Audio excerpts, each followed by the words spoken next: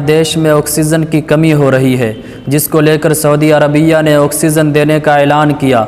जब ये खबर पहुंची कि सऊदी अरबिया ने हिंदुस्तान को ऑक्सीजन देने का ऐलान किया है, हिंदुस्तान में ऑक्सीजन भेज रहा है, कुछ लोगों ने कहा मोहम्मद के शहर से ऑक्सीजन नहीं बल्कि हमारे देश के लिए शिफा आ रही है।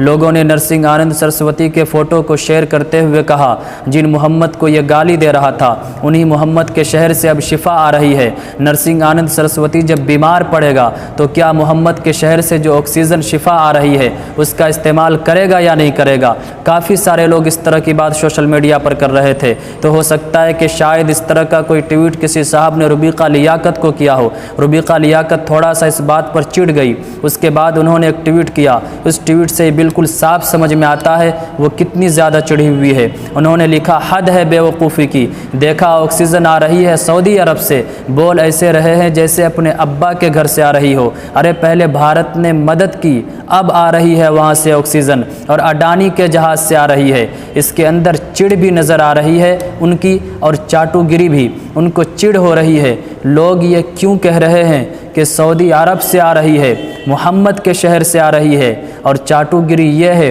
कि अडानी के जहाज़ से आ रही है। तो क्या वो ऑक्सीजन अडानी की हो गई?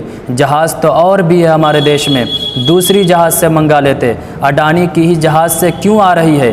केदारनाथ लिखते हैं, गोदी मीडिया, सवाल ये नहीं है कहाँ से आ रही है, सवाल ये है कुछ अंधभक्त मुसलमानों के साथ घृणा करते हैं, यानी नफ़रत करते हैं। रही बात अडानी की जहाज़ की, तो क्या भारत के पास और जहाज़ नहीं है? केदारनाथ अंकल ने बिल्कुल सही बात कही है। सवाल ये नहीं है कि सऊदी अरब से आ रही है, सवाल ये है कि गोदी मीडिया पिछले साल जिस तरह मुस्लिम सब्ज़ी वालों से, फल वालों से सामान भी नहीं ख़रीदा जा रहा था और कहा था उनका बायकाट करो, उन लोगों से कोई सामान मत ख़रीदो, इसलिए इस बात की चर्चा सोशल मीडिया पर ज़्यादा की जा रही है। अब तो मुसलमानों के शहर से शिफा आ रही है, तो अब ऐसे लोग क्या करेंगे? इस बात को लेकर ज़्यादा बहस छिड़ी हुई है। अब उसके बाद रुबीका लियाकत ने एक और ट्वीट किया। रुबीका लियाकत ने लिखा, मेरे आका मोहम्मद सल्लल्लाहु अलैहि वसल्लम की शान बहुत ऊँची है, किसी जाहिल के कुछ कह देने से न तो मेरे आका की शान में कुछ फ़र्क पड़ता है, न सऊदी अरब तुम्हारा सगा हो जाता है और न ही हिंदुस्तान सौतीला हो जाता है। यानी उन्होंने इनडायरेक्टली नरसिंह आनंद जैसे लोगों को जाहिल करार दिया। उन्होंने किसी को डायरेक्ट नाम लेकर तो नहीं कहा, लेकिन इशारे से उन्होंने साफ वाज़े कर दिया कि हमारे आका की शान इतनी ऊंची है, किसी के कुछ कहने से कुछ फ़र्क नहीं पड़ता, और वो जाहिल है जो इस तरह की बात करता है। और ये मुसलमान जो ऑक्सीजन की बात, शिफा की बात कर रहे हैं, ये एक चुटकी लेने के लिए कर रहे हैं कि जिस तरह मुसलमान से सब्ज़ी फल खरीदने से कतरा रहे थे और कह रहे थे मुझे कोरोना फैल जाएगा, तो अब उन लोगों से चुटकी लेने के लिए लोग इस तरह की बात कर रहे हैं। कह रहे हैं क्या जिस तरह तुम सब्ज़ी नहीं लेते थे,